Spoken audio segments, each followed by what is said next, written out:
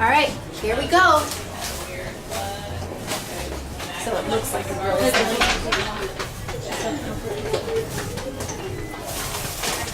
Know what that means? I did it for the first time. You know what that means? Literally ever. Like,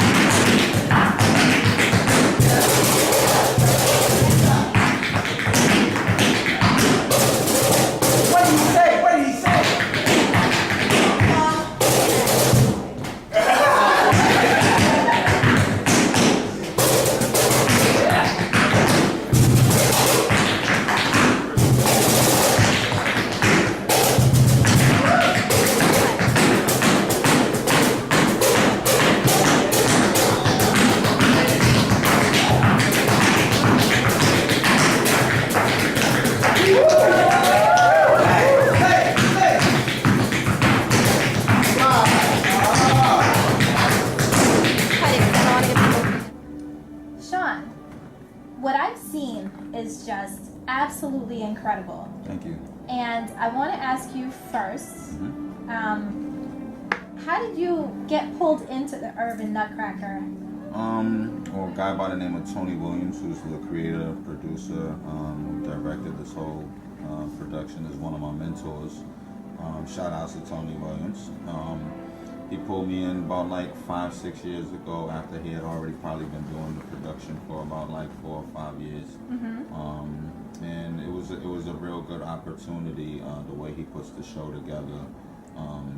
There's a reason behind it being called the Urban Nutcracker. You know, he uses a lot of dancers from the inner city.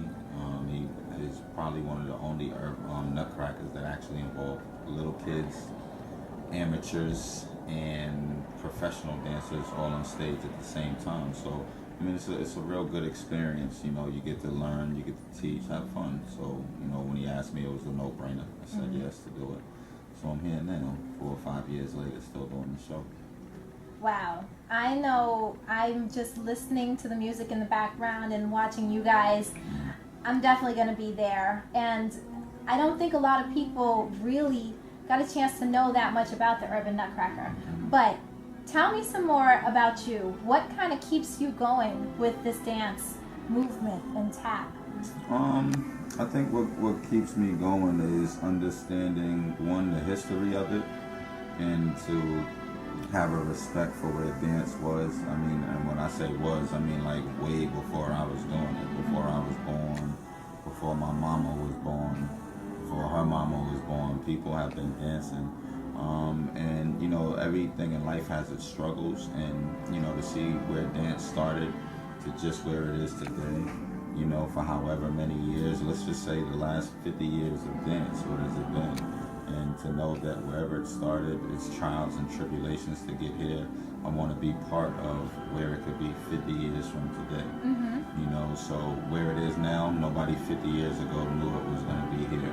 Okay. I guess you could say the same thing about a lot of things, from music to even the clothes that we wear. Sometimes things come back around, sometimes they change. So I'm looking forward to the next 50 years of dancing, which I mean I'll be 84. I'm sorry. I don't know if you guys, we're going to cut the age part. It's okay. I don't know if you guys are hearing. That's the finale that they're practicing, I believe. Or close to the finale. Yeah, close to it, close to it. In the background. I mean, the show's going to be incredible. I know you also teach some classes. How is it being able to teach people what kind of really got you started with tap? It's different because of where the dance has evolved to. So like right now the dance is a little bit more athletic. So with it being a little bit more athletic, not that a person has to be able to do backflips in order to tap dance, but when I was a kid learning it, a lot of the moves that we do now weren't even done. Some of them weren't even created, or certain type of combinations of steps weren't created. So, you know, for me, teaching now, the only difference really is really being in shape to do it.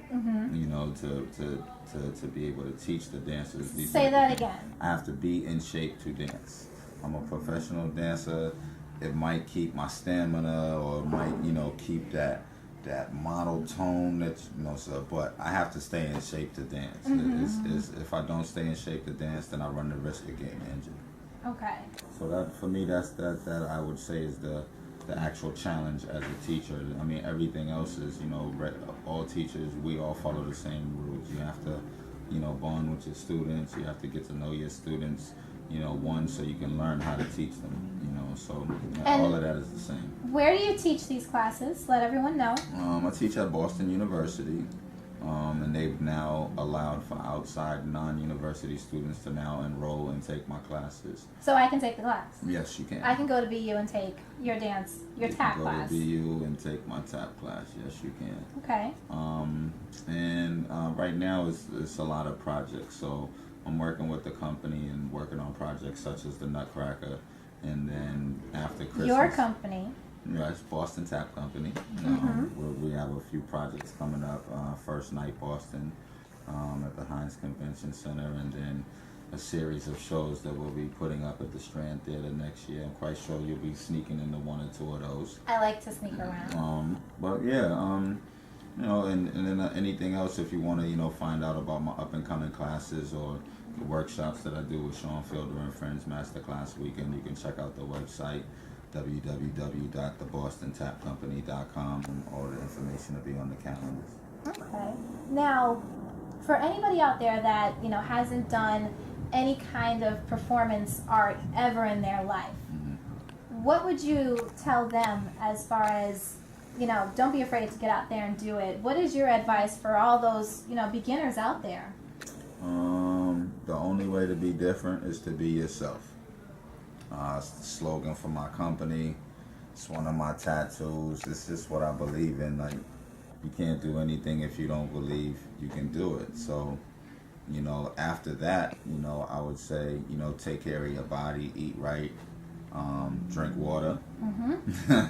But and then really just, you know, research, have fun with it. Make sure it's something that you enjoy doing, not something that you're just doing just you know, because somebody said it's cool or somebody said it's not cool. Like, really, you know, if dancing and performing arts is what you want to do, find some friends that do it. You know, your friends that hang out in the street aren't the ones that are doing performing arts, so you shouldn't be asking them how to do performing arts. That's true.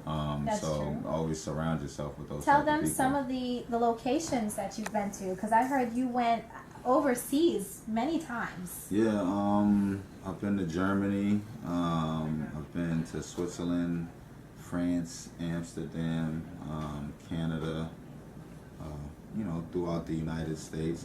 You know, I haven't really been too many places yet. When you look at all of the countries that are on the planet. All the possibilities. All the possibilities. I haven't stepped off of U.S.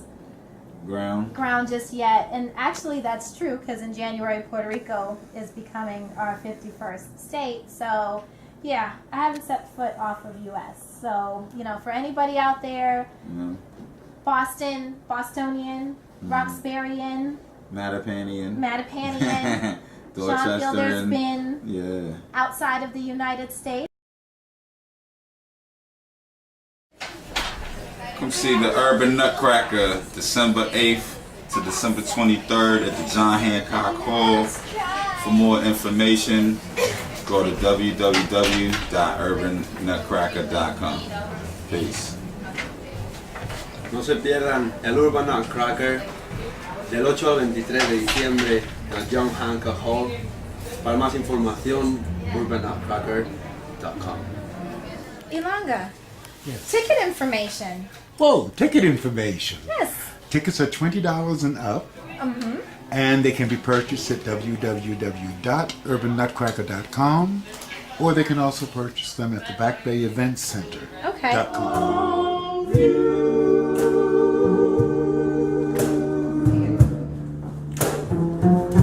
And I only have eyes for